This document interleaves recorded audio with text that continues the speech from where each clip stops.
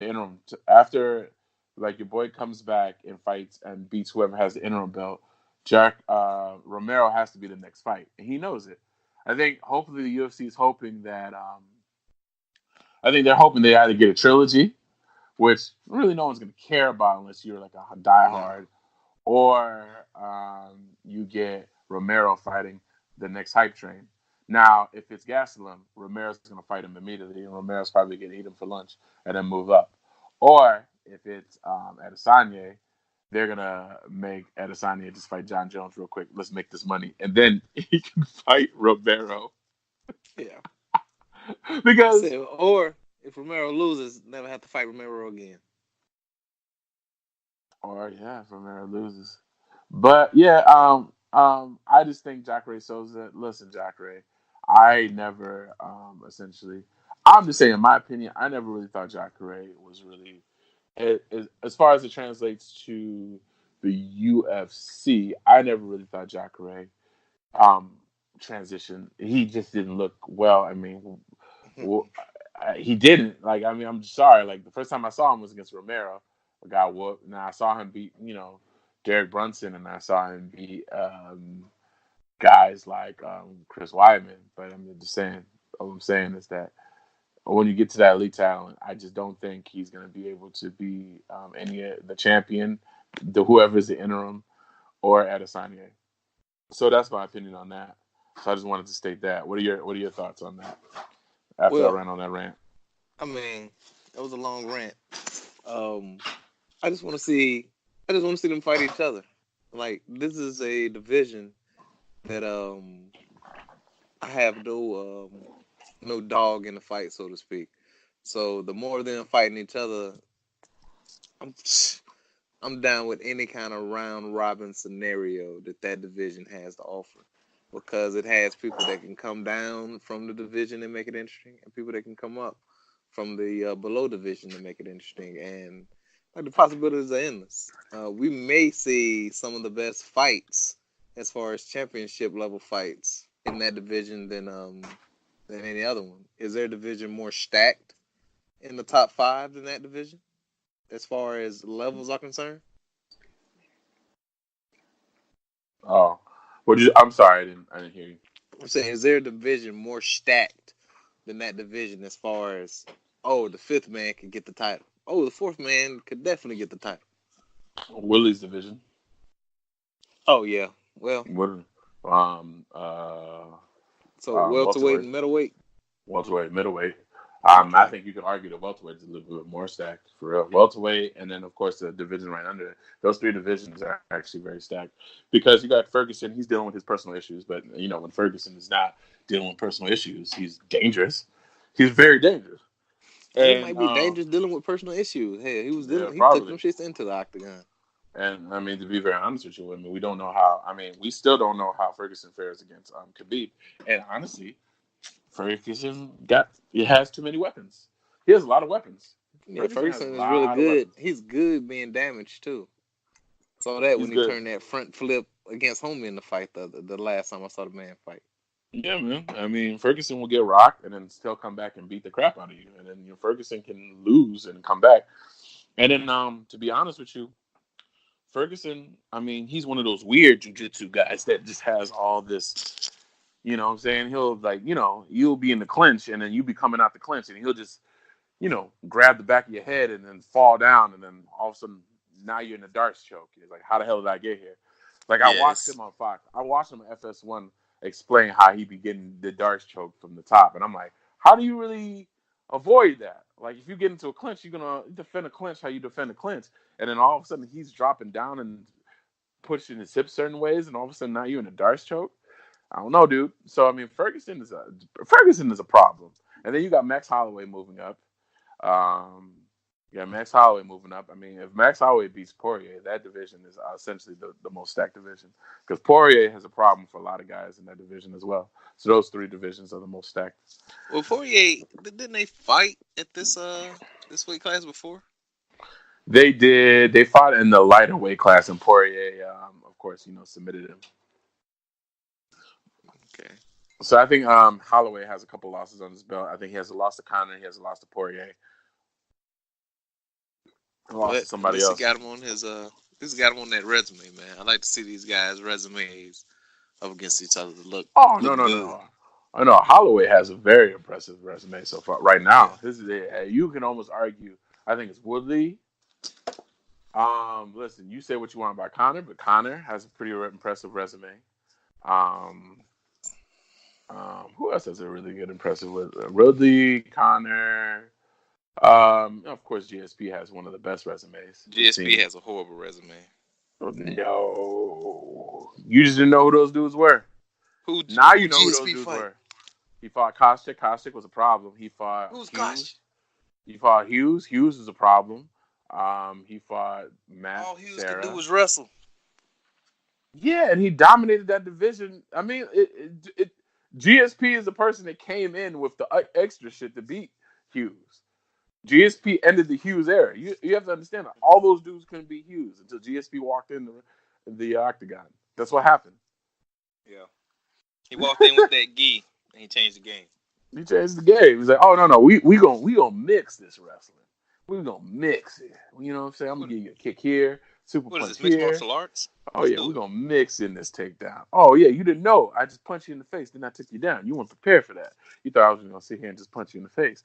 Nah, we athletes over here, Matt Hughes. We athletes. So I mean, that's what happened with GSP. GSP Shout has a out to very good. GSP. Yeah, GSP has a very impressive resume. Daniel Cormier has a very impressive resume. Of course, John Jones has a very impressive resume. Fucking John Jones. Um, and who else? Who else? All the UFC best champions have great resumes. No, no, no, no, no, no, no, no. Well, hold on. Let's think about it. Anderson Silva's resume is kind of it's not on the same level as those other guys' resumes I just named. If you think about it, like Whoa. it Do wasn't. tell. It wasn't. Damian Maya, we knew Damian Maya was gonna get his ass kicked. Um, let's see. Anderson Silva's He beat Anderson Silva's cancer. He Anderson, beat Rich Franklin. Rich Franklin was. I mean, Rich Franklin's claim to fame was beating Ken Shamrock on the first he Ultimate beat Fighter. Forrest Griffin. Forrest Griffin was always suspect, and we all know He that. beat Chael Sonnen. He did beat Chael Sonnen. That's the first star in his cap. All right, go ahead. All right. He beat yeah. Anderson Okay. Silva, the the star power Anderson Silva was the way Anderson Silva was beating those guys. It's not about his resume. It's the fact that skill wise, if you know martial arts and you know skill, the way he was dismantling those cats was poetry in motion.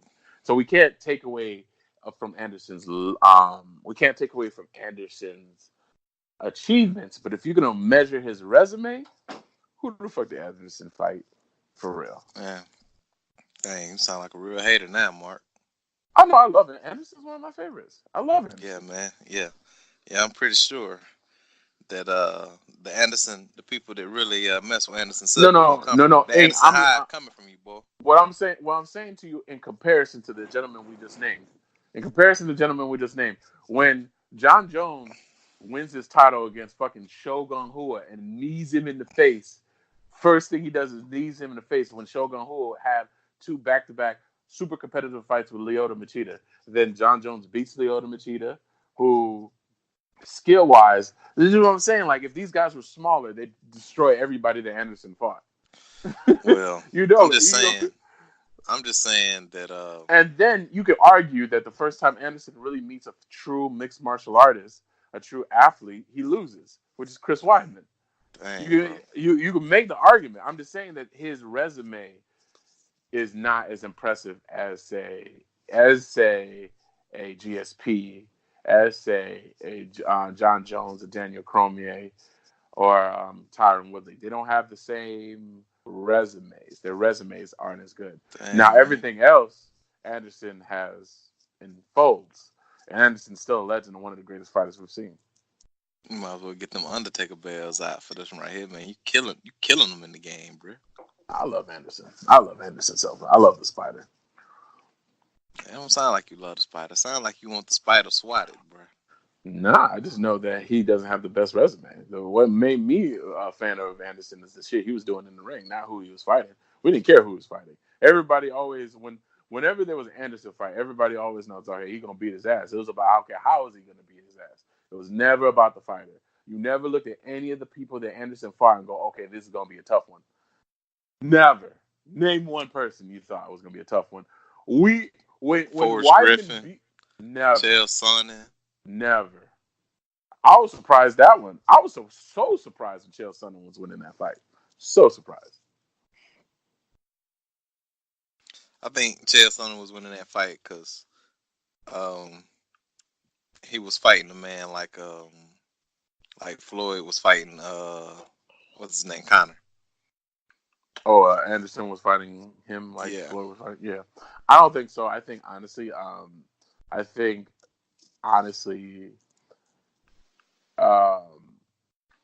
think Anderson. Well, yeah, okay. No, I think I kind of agree with that to a degree because I think Anderson was looking for an opportunity to use his jiu-jitsu. yeah, And I I think mean, Anderson kind of knew that Chael was not going to let him like stay. You know, Chael has a pretty good gas tank, and I think Chael knew better than to like let him sit in his stance and then recover it. And I think he knew better than most. I think he knew better. So well, that's also well, a lot of those fighters. They know once you get into a certain position with a certain fighter, then it's murder she wrote. There's nothing I you can know, do at this point. So so we just gonna go ahead and push you across the cage. We're gonna drag you on the floor, and Anderson, I don't think has any wrestling attributes attached to him. He's more so a Brazilian jiu-jitsu. He's a black belt in Brazilian jiu-jitsu, so I think he was just kind of waiting for him to be put in the bad position, and he got the bad position, locked it in, and submitted his ass. Because that's the first time we saw him really use his jiu-jitsu like that for real. true. Sometime we had to for real, I guess we can say it that way. Yeah, I'm saying, basically. look, so that right there, that's bigger than any fight that John Bones Jones ever had, and that alone makes that man's resume No, top of the pile. We move that man's not, resume to the top of the pile. Who's looking not at for a all. job? Not at all. Who Not wants at a all. job? Anderson Silva, you want a job? You get to the top of the pile. Listen, if you're a purist, then you can say then yeah, a lot of those people that he fought were good. But if you're actually just if you're not a purist, no, he did not fight anybody that warrants the difficulty that comes from what GSP had to go through, what John Bones Jones had to go through, what Danny Cormier had to go through. I mean, the fact that is, you have to think about it like this: John Bones Jones had to fight Daniel Cormier. Mm-hmm. Let's be clear. He had to fight Daniel Cormier, and Daniel Cormier had to fight John Bones Jones. They're legends, essentially. How legendary those two figures are makes the fact that they fought each other that much so crazy. Like the fact that John Bones Jones was able to beat Daniel Cormier twice makes him one of the best fighters ever. Because Daniel Cormier is fucking phenomenal. Like Yeah, he again, alright. when he's not in front of John Bones Jones, he looks like a world beater. Yeah, but and, when and he is, I mean, yeah, I understand. I understand where he you're just going with has that. his word. He just has his world beat, man. Yeah, I guess that's how you feel. But he is an African fighter, so I support him. But anyway, so yeah. He's definitely worthy of my support. Shout out to Daniel Cormier. So yeah, we talked about that. So John Bones Jones versus Stipe. Are you excited for that? Nah, If not that really. actually happens, Nah, not really. It's not something that I care for. Actually, it's like I refuse to do be you, sold that, even though I watch it. why? Why you feel that way?